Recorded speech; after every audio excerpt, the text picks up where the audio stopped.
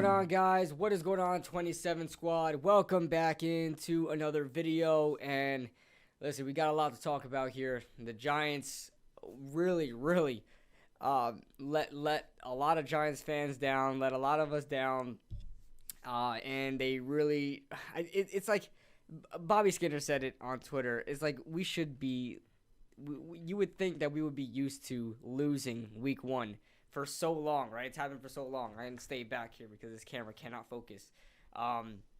You would think that we would be used to losing in week one, but apparently that is not the case because I'm still more heartbroken than ever. I had a lot invested in this game, just like a lot of my heart and soul invested in this game, and I really thought we were going to win this game. I really was confident we were going to win this game. The only problem and the only, concern I had for this game was the offensive line.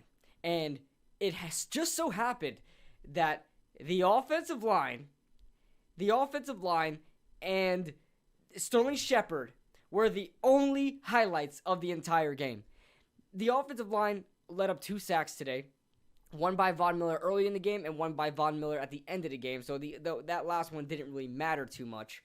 Apparently we like to break people's legs, so we broke Jerry Judy's leg as well, and condolences to Jerry Judy. I seriously hate seeing that. Like, especially from an opponent, especially if I'm watching a football game and my team does that. I hate to see it. Saquon Barkley looked absolutely scared. Saquon Barkley looks frightened to run. Like, I don't know if it's mental. I don't know if it's a coaching thing where the coach said, hey, do not run. Or don't try anything crazy. You're still on limited snaps, and we don't know where you're at yet with your health. And, like, I don't know what's going on with Saquon Barkley. 10 rushes, 26 yards, 2.6 yards per carry. And there was one play in particular where Saquon was literally running in back of his offensive lineman, just scared to get hit. There was another time where Saquon Barkley took a handoff, bounced it outside, saw open field, and cut inside because he didn't want to be involved in an open field tackle situation because I guess that's more injury prone, right? I don't know what is going on with Saquon Barkley today, but today was an absolute disaster. An absolute disaster in MetLife Stadium against the Denver Broncos. Daniel Jones did not look terrible today. There were a lot of things that he did screw up on. He almost threw like 3 picks towards the end of the game when they started getting desperate and they, running these freaking spot routes all the time. He had a good pass to Darius Slayton early on in the game when it was a free play off the offside. That was a really good play. I'm trying to think here. I'm trying to think of all I can think of. He puts the team on his back when he needs to, although he puts the team in that situation to begin with, similar to like a Jameis Winston. By the way, Jameis Winston really looks like a new quarterback now. But Daniel Jones did not play terribly. It's just like the circumstances really gets to him, and he's not at that point of a player to put the team on his back through getting blown out like that. He's really not that type of quarterback. And I'm sorry if I'm trying to remember all I can remember right now because there's so many things going on in my head. Man, our defense is not the same last year. I know a lot of people were saying, well, look at the time of possession. Our time of possession was terrible. I get that. But if you look at the time of possession all last year for the New York Giants, we sucked offensively, and we could not get anything going offensively. And the defense, even though the Giants' offense were putting them through a lot of stress constantly on the field, they were still playing to the end of the whistle. They were still playing to the end of the game when it's the fourth quarter, and it all matters. They were still playing hard. This team gave up. And I'm not blaming them for getting up. I'm just saying that this is not the same defense we saw last year in 2020. This team is a lot worse against the run. We were allowing everything to happen. Sure, there were some times where we were able to knock the running back behind the line of scrimmage and get a tackle for loss. I mean, that's not even the point. We are not able to consistently stop the run, and they were running all over us when they needed it the most. I mean, Teddy Bridgewater threw the ball 36 times. It's not like they were just trying to run the ball. They just ran the ball whenever they needed to run the ball. Look at Melvin Gordon, 11 carries. Oh, I can switch to the stat line now. So Teddy Bridgewater. Let's just start off with the quarterbacks here. Teddy Bridgewater had a fantastic game. I have to give it to Teddy Bridgewater. He had a really similar stat line to one Jalen Hurts, who had 254 touchdowns and 3 touchdowns, 254 yards. But Teddy Bridgewater played himself a really good game. He played like a game manager and a damn good game manager. He threw the ball so nicely, made the right decisions, did not put the ball in position of being intercepted. He ran the ball when he needed to. He got out the pocket when he needed to. He had amazing awareness of the pocket, and the offensive line and him seemed like they had some sort of chemistry together, something that the Giants definitely lack. And he did very, very well. Daniel Jones padded his stats. He threw for more yards than Teddy Bridgewater, but it was definitely not telling. And their stat lines are very similar, but it's definitely not telling how these two players played. Like I said, Daniel Jones was not terrible, but he was not great either. And I mean, I guess you could say he's good or just under good.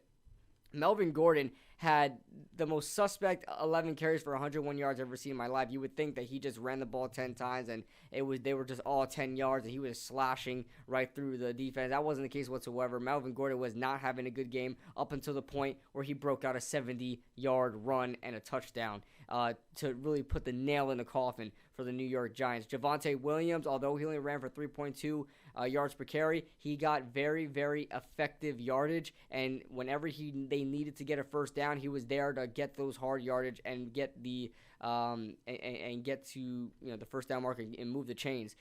Daniel Jones, what do you know, is our leading freaking rusher. We barely used Devontae Booker. We didn't use Gary Brightwell at all, and this was the problem I was talking about. Why did we get rid of Corey Clement? Why did we get rid of Corey Clement if we were not going to run Saquon Barkley like he needs to be run, and we're not going to use Devontae Booker in relief of Saquon Barkley? Why did we cut Corey Clement for 2 fullbacks, and the special teams wasn't even great? The special teams wasn't even great this game. Now, let's get to one of the very bright spots of this game, and that is Sterling Shepard.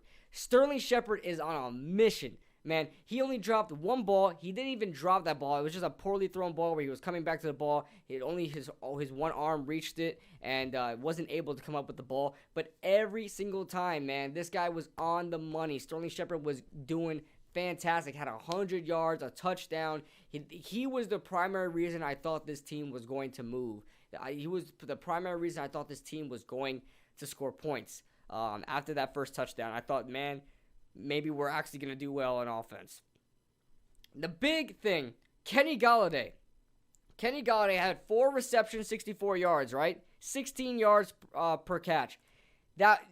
3 of those were in garbage time. He had 1 catch up until the 4th quarter. 1 freaking catch. This was the reason why I didn't want to go out and get a big free agent. This was the reason why I wanted to just upgrade the team slowly but surely and try to work with the pieces that we had, because I knew when this team is going to spend a lot of money, they were going to find the wrong way to use these guys.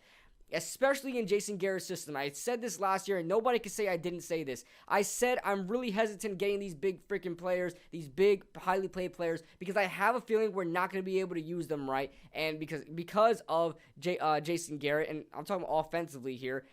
And I don't know, man. I thought we'd just go out and draft our guys, draft who we need to get, and have them learn that way. But I didn't want to pay big money for these guys because Kenny Gallaudet is a $20 million receiver, and he had 1 catch for like less than 20 yards through 3 quarters of the freaking game, okay?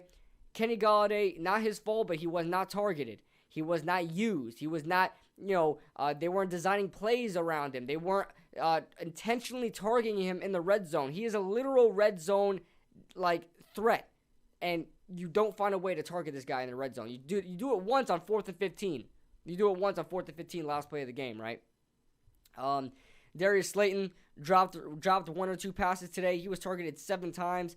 Darius Slayton is what he is. I mean, he's not a number 1 receiver. He's probably a number 2 receiver. He's more like a number 3 receiver. Darius Slayton can have his moments, but he's just not great. Kyle Rudolph. I hate to say this. Guys. Please. I hate to say this. But we need Evan Ingram back. We need Evan Ingram back. He is going to have to, open up that field, man. Open up the field for our receivers. Open up the field for himself. Open up the field for, someone like Kadarius Toney or Saquon Barkley in the backfield. We need Evan Ingram. Kyle Rudolph, not only is he slow, he's not catching the ball. All right? Not only is he slow, he's not catching the ball. So he had 2 receptions, 8 yards, and people want to say that he's the starting tight end. No, I can't do it. Can't do it. Jerry Judy, like I said, heart goes out to Jerry Judy. I hate seeing that happen. He definitely snapped his freaking leg in half, and I feel bad for it.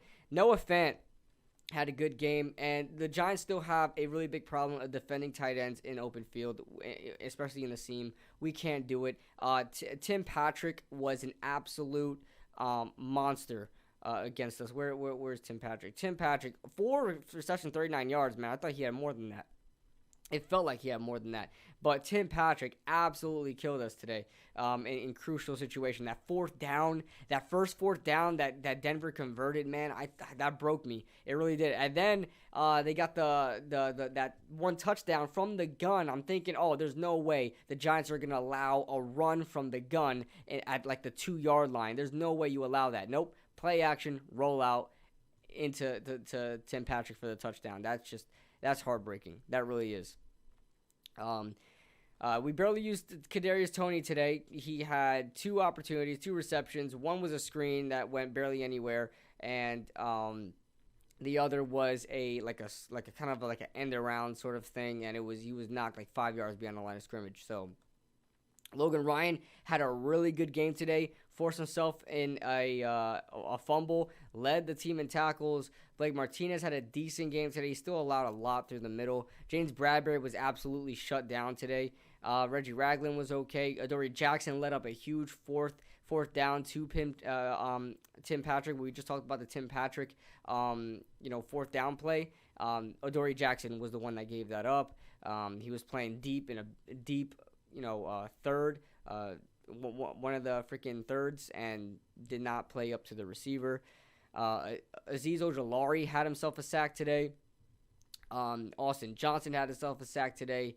And I don't think they're going to credit. Did they credit? No, they didn't even credit Leonard Williams for having a sack today either. So who are they credit it for? They didn't even credit it to anybody. Okay.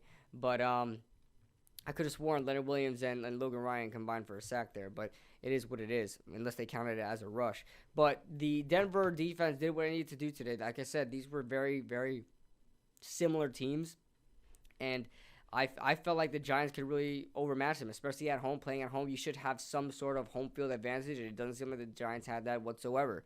So the Denver Broncos are going to start 1-0. The Giants will be 0-1, and it's very ironic how all 3 teams that were supposed to be in running for winning the NFC East are now 0-1, and the Eagles are 1-0, which is so weird. I'm trying to remember anything else that happened in this game that is worth noting, because a lot had the refs, man. The refs were not calling. I mean, Dexter Lawrence was being held all freaking game, not calling any calls at all. And I'm not going to blame this on the refs at all, but it doesn't help when you have to face the refs too. Not calling anything on Dexter Lawrence. They waited for the Giants and the Broncos to literally fight each other to call a freaking penalty that everyone knew was a freaking personal foul. Okay, that Daniel Jones sliding. He finally slid, right? After that damn fumble. He finally slid. And he doesn't get the call for the personal foul for Justin Simmons hitting him, but eventually gets it because everybody else is fighting about it. And shouts out to Nick Gates fighting for his teammates. But I don't know if there's anything else worth mentioning here. Not a lot of bright spots coming from this game. The Giants scored only 13 points compared to their 14 points they scored last year in week one against the Pittsburgh Steelers.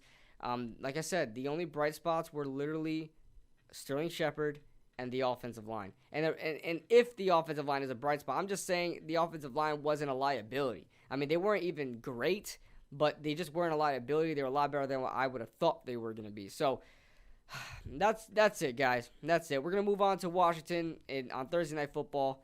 Probably be on my channel. I got to see because I got a flag football game to be a part of. So we'll see about that. But that being said, guys, that's it. And I'll see you guys in the next video.